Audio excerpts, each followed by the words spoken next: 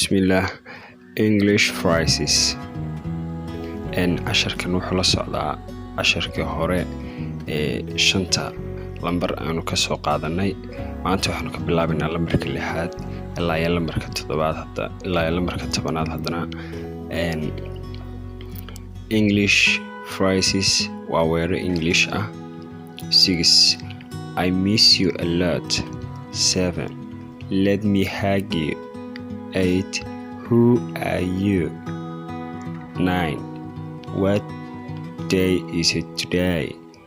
10 today is Sunday.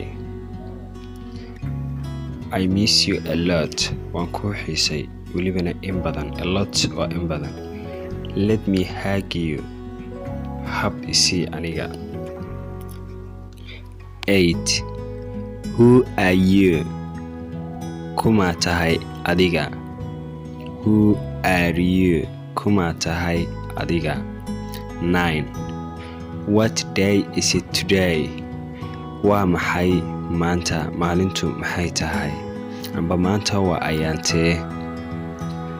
Today is Sunday. maanta waa maalin axad ah.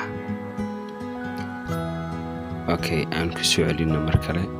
English phrases weero English ah. Phrases waa weero English no luqadda waa garanaysaan. So English phrases waa weero English ah. I miss you a lot. waan ku xiisay in badan. Let me hug you. hab may siin kartaa. Who are you. Who are you. kuma tahay.